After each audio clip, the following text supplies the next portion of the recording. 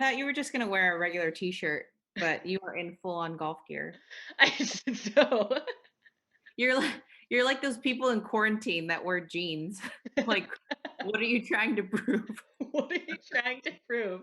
Where are you going with this? We get it. You haven't Get gained it. 30 And pounds you're a like the nice rest of dresser. us. We get it. You can still fit in your golf clothes. How good for you. Hey everyone, welcome to another episode of Two Girls, One Putt. I'm Tiff Joe here with my friend Jane Park, and we still have no idea what we're doing, but we somehow managed to wrangle another victim, guest. He's a world-renowned golf coach with students at every level, from junior golf, college golf, mini tours to both the PGA and LPGA tours.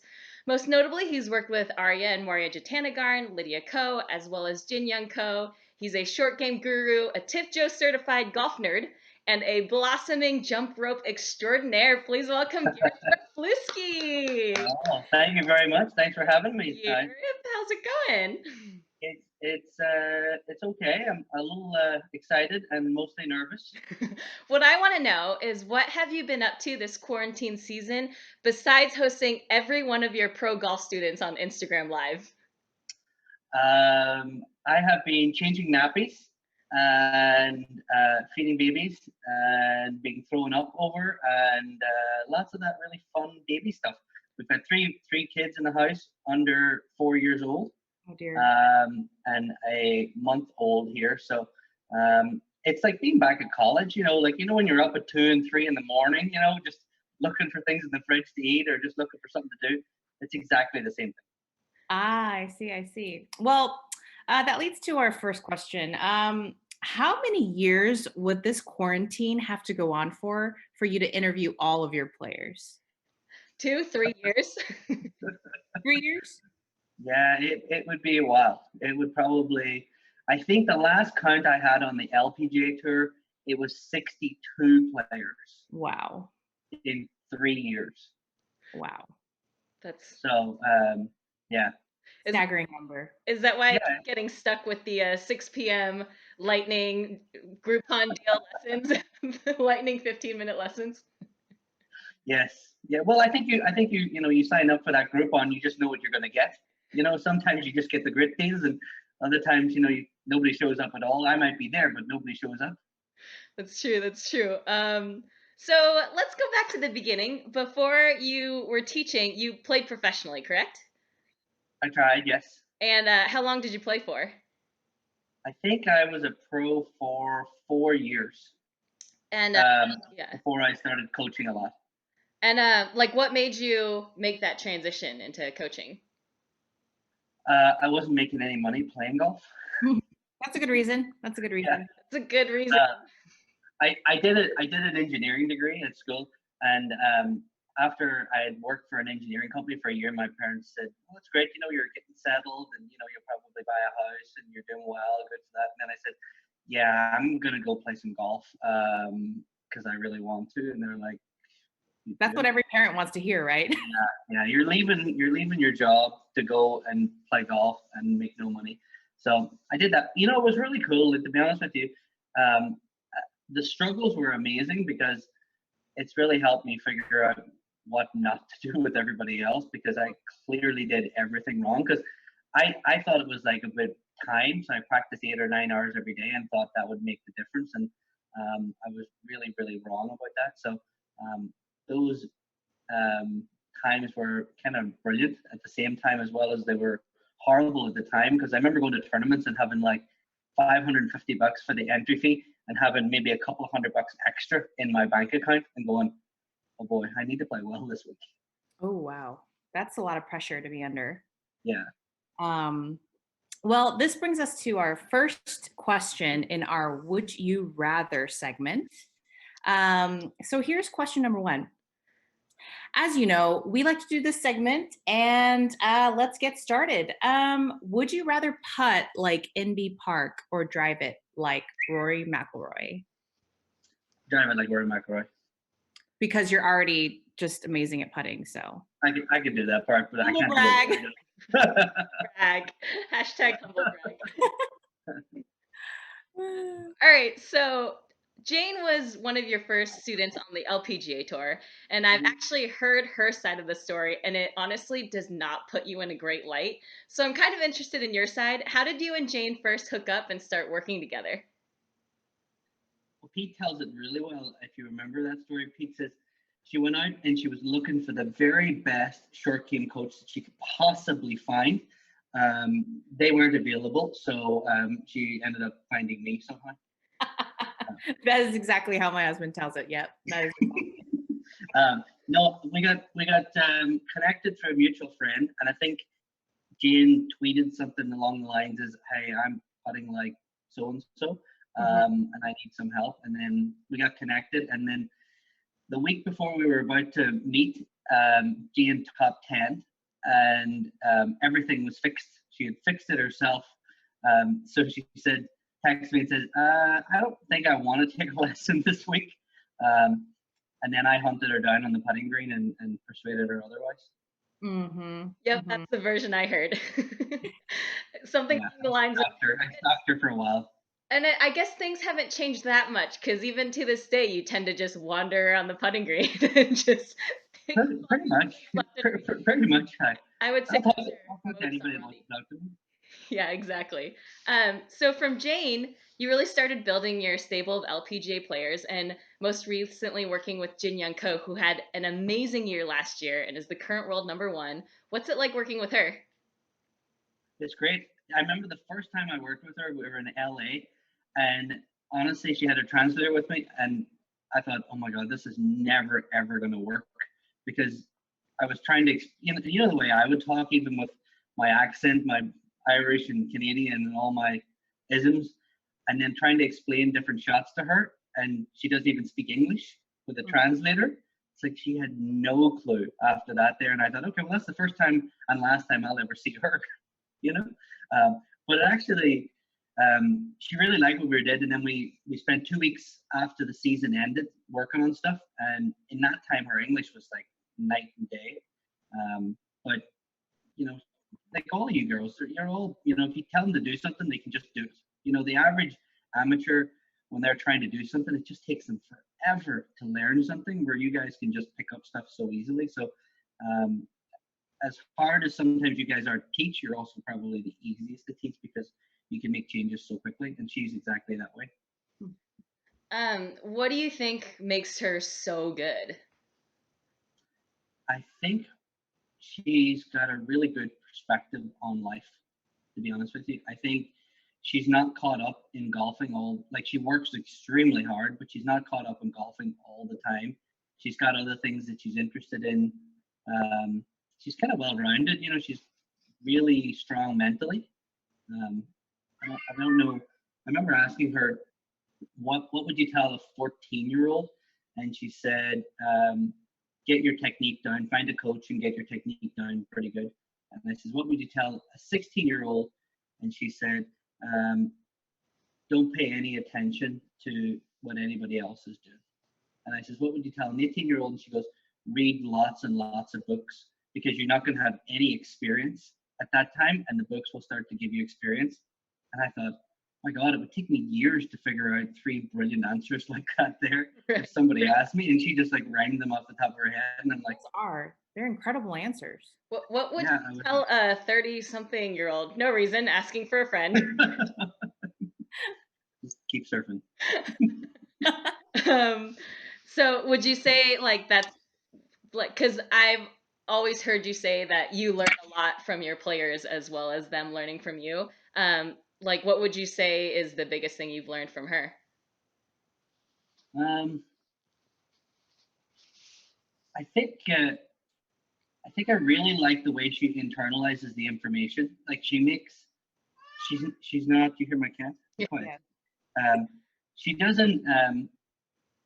doesn't use it as my information. She takes the information and really translates it into her own words and her own meaning, and then she has kind of ownership over it. So a lot of times, I think when you're learning something, you're almost trying to remember what somebody said to try to do that, as opposed to actually learning it. And I think that she is a very, very quick learner, and that's probably the one thing I'm most impressed about. And she's also very well read. So that's probably one of the reasons that she can pick up things pretty quick. So she's kind of a golf nerd too. Yeah, I think so. She knows a lot more than she probably would let on, about different things and different facts and different players. And she certainly pays attention to what's going on, what other people are doing, Very without intriguing. really coming across, like she's trying to watch anybody. Mhm. So I guess that brings us to this question. So all your LPGA students are in a burning building and you can only save one of them. Do you carry JinYoung out over your shoulder or in your arms like a baby? That's a good question. I'd probably smash the window and just chuck her right out, and then I'll take the stairs. All right. Okay, well, that brings us to our would you rather number 2. From said burning building, would you save 2018 Arya Jutanagarn or 2019 JinYoung Ko? Wow, that's a tough one. You're mean. I told Those you are I like wasn't going to answer that. There's no way. You don't need to answer that one. those are too impossible because they're both like, to have a year like Area had 2018 and just hit like, and she broke all the records like it had like basically never been done before. And then Mhm. Jin Young went again and did it the year after. It's They like both went bananas. it's unbelievable, and I just riding the coattails of them there, just sitting back watching it, so it's kind of interesting. But boy, I don't even know if I could answer that. We didn't expect you to. Yeah. Like, do not ask him that, you guys. He's gonna feel so awkward. But so a lot of us are in lockdown, and I know you have an awesome setup at your place. But for those of us who don't have a net or a putting green or like a Foresight or TrackMan launch monitor, do you have any tips that can help us work on like our putting or short game while we're just staying inside at home? Yeah, I think you can do lots of things. You can just get even 2 mugs, put 2 mugs on the floor, the width of your putter head, and just go ahead and hit some putts down the carpet line. A couple other things is just put a couple of tees. Like if you have a decent surface, just put a couple of tees down, and 3-4 feet away, and see if you can hit some tees, knock them down. And it's almost like a little bit of bowling. I seen somebody with it was almost like a 10-pin bowling rack, but they put it with tees and they were hitting putts down there, and they had a little game of 10-pin bowling, and to see how many times they could get the all the 10 pins down, which I thought was kind of cute. I'll tell you what, people are getting so creative with their practice setups. I mean, I haven't really been doing any of that, but I have played Olympic Golf Club like 900 times on the WGT Golf on my laptop, and I don't know if that counts as practice, but I'm counting it. So if you had a chance to coach anyone living or dead, who would it be? Jin Young and Arya not included. They're not in the running. Um, Probably McElroy. I've always been a big fan of McElroy's, and I think it'd be one that I would really have liked to have coached. And dad, it would be Savvy. Hmm. Mm. Oh, Your I fellow, would, fellow Northern Irishman. yeah, I would have, yeah, Rory, and definitely I would have loved being around Savvy. I watched him play and practice a lot, and it was just, Tiffany, it was like you were talking about when you played with that girl. It was so easy, and it was so basic, but it was so good how basic it was and how good the basic stuff was. I think we get caught up in all the fancy, and I do it too, and we do it because that's what people want to see. They want to see all these spinny shots and all these really cool things. But truth of the matter is, you just need to be really clean and tidy with the really simple stuff. And I mhm, think I most admire that about Sevi. mhm. Mm. Yeah, Rory definitely has I would agree. the firepower that I just want to see him hit golf balls. You know, um, like we'll get to our lesson soon. I just want to see you hit a couple for a couple yeah, hours. yeah. I came for a putting lesson. Why am I hitting driver? Just hit a few more. Just a few more drivers. Just let it happen. Yeah, I think that's probably the biggest thing I learned from you is to just take the ordinary parts of the game, the parts that maybe aren't as glamorous, but just be extraordinarily good at it. So I think that's probably one of the biggest lessons from you. So you, Jane, and I all wear this little whoop band, and we're all in this group that kind of enables us to keep an eye on each other's activity and recovery. And I did notice a while ago that you started logging jump roping as one of your activities. Can you I just stopped logging it after you started making fun of me. So I've just ignored it and I've skipped, but I'm like, I'm not gonna bother putting that one in. Can you just walk us through your routine, and do you recite schoolyard skipping rhymes as you do them? Always, especially when I was learning at the start, that was the most important thing. Um, ring a Rosie. I start off with that one, and then I work my way up to a little faster beats. Did You you know what? It was actually Jin Young. Jin Young was telling me that she used to skip for 30 minutes every day, and I was like, 30 minutes? yeah. And I was like, 30 that's really seconds. Is that okay? So, I mean, I make fun of you a lot, but during like this lockdown, I've been trying to find ways to elevate my heart rate at home since all the gyms are closed. And I think I jump roped like on for 30 seconds, off for 30 seconds, and I was absolutely winded. Not to mention my calves the next day were so sore. Mhm. I think for her dad was a boxer, so they grow up, skipping rope a lot. So I guess that she's got really good at it. And I remember, just seeing how strong her legs were and how stable her swing was. I was thinking, not that I'm trying to, but I was just thinking that would be really a cool skill to learn. And I think the biggest thing with most people as they get older is they stop learning new skills. And when you stop learning new skills, then the thing that you might have been good at starts to deteriorate as well, because using other skills kind of leapfrogs the skill that you want to be good at.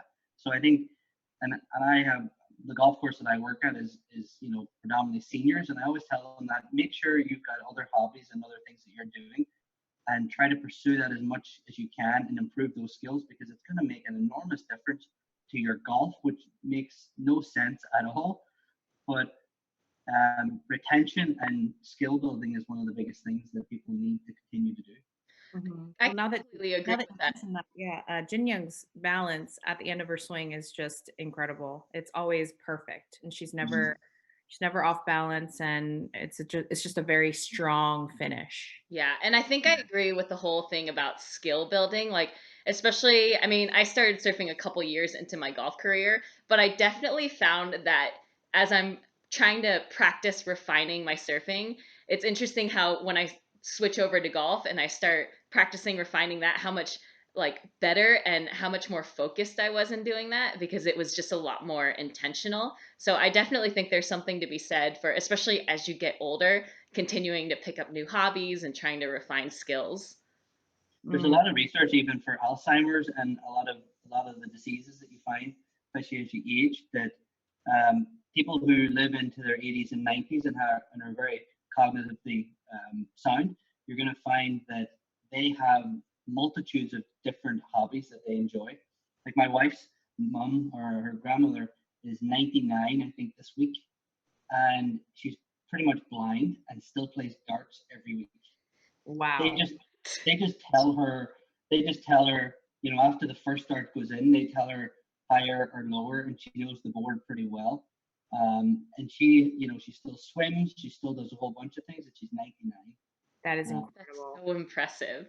That is So I mean, when you chat to her, and she's as in tune as any of us. You wouldn't, if you're just talking to her on the phone, you wouldn't pick her, at that age. No way. wow. Wow, that is incredible. That's good. That's amazing to hear. That gives us all hope. So this brings us to our would you rather number 3. Would you rather play 18 holes with wet socks in classic British Open weather or golfer's ass in the middle of July? AKA monkey butt. Mm, I think, well, that's a tough one. Mm, I'll go with the wet socks. Personally, I think wet socks are the worst. really? Wet socks. Okay. Well, I wouldn't have chosen that one, but each their own. I guess that tells us a lot about Gareth. Like, Yeah, Yeah, that I'd counts. be a psychopath. yeah. These are I actually grew all up. psychopath I grew up. tests. I grew up in the weather, in the rain, and the teaming. I didn't grow up in 100 degrees, so I'm used to doing that there a lot. So that's why it's like I could do that there. I can handle that. I've done it before. Ooh, Pruny toes, that's fine. yeah. Fine. Mm, no thanks. So one of your talents seems to be gaining access to places at LPGA events that you shouldn't really have access to, like player dining or restricted areas in the clubhouse. Jane said it was because of your Canadian-Irish charm, but I have suspicions that it might just be unabashed philandering. Do you thicken your Irish accent based on the situation, or did you really leave your clubhouse pass in your kiar in the kiar park? I don't know what you're talking about. I think I just connect with people in a deeper level than maybe you do. So I don't know. People just open up and they're very friendly. Do you want to tell that story, Jan, about? I will say this. This was the most incredible thing I have ever seen. So we were playing at the US Open in Westminster at Trump National, and there were several weather delays. And I was playing, I don't know, somewhere in the back nine, pretty far from the clubhouse. And weather came rolling in, and I got into the evacuation van, and there was no room for Gareth. So I felt really bad. I felt like we're just leaving him out there in a thunderstorm. So he said, "I'll be fine. I'll find my way back." So I'm in the van. We're making our way back to the clubhouse, and I walk into the clubhouse, and there is Gareth sitting there with his first plate of food already eaten. And I'm like, "What? How did this happen? Who? How? What?" So It was did it incredible. happen, Gareth? Answer the question. Yes. What happened? How did you get there before I did? I just I walked out onto the roadside. I just pulled up my trouser leg a little bit, and this person kindly pulled up and said, "Come on ahead, hop in." So they were blinded at first, but Yeah, they're like, "I can't see anything. Get in here." Yeah, it was weird because I literally just walked. I walked out onto the road, and somebody just drove right up at that instant, and they just pulled up and said, "Hey, do you need a ride in?" I'm like, "Yeah." I just So I jumped. unbuttoned the top two buttons of my polo, and it was weird. Someone stopped right away. Weird how much that happens. yeah. Don't be getting me in trouble. I like getting into player dining when I'm not supposed to. Oh yeah. We He just start putting he your picture up. Do not let this man in. That's what it's going to be next year. All the signs with all the different categories and all the labels and numbers, and then just one picture of me at the bottom. just a mugshot of you. Next. Well, okay, so this brings us to our last would you rather. Would you rather walk around teaching all day barefoot on Legos or be completely covered in maple syrup from head to toe? I'll do the maple syrup. Yeah, that sounds nice. That sounds nice. Canadians actually enjoy it. They actually do that at the spa. We do like a little maple syrup bath to keep our. In Canada, yeah, that sounds like it's pretty standard. I have to say, I gotta go with maple syrup too. Walking on Legos would be awful, especially how much Gareth walks around on putting greens. Like, he'd be like, read this one, and then just gingerly walking over to the other And if you need a little snack, you just go. side, like a cat Yeah. cleansing itself. All right, so we're Imagine what that green would look like afterwards if I was walking around. Nobody would be able to putt on that whole green. Little Lego marks everywhere. Lego spikes, Lego spike marks. I think you're allowed to fix those though, so I think we're okay. Oh yeah. So we're almost out of time, but I had one final question. So you're back in the burning building. You've already saved JinYoung and Arya. They're fine. They're safe. The building is about to collapse, and the only three left are Jane, myself, and your Foresight launch monitor. Do you grab Jane's fire retardant blanket? Foresight launch monitor. Question was, do you grab Jane's fire retardant blanket or mine to cover your launch monitor as you run out of the building? So whose? Probably both, right? I think you need one to cover yourself and one to cover your launch monitor. Yeah, that's okay. We can always buy another one. We're fine. All right, so that's it for us. Thank you, Gareth, for being our human punching bag, and thanks everyone for watching. This is Jane and Tiff at Two Girls One Putt saying bye. Bye. Bye.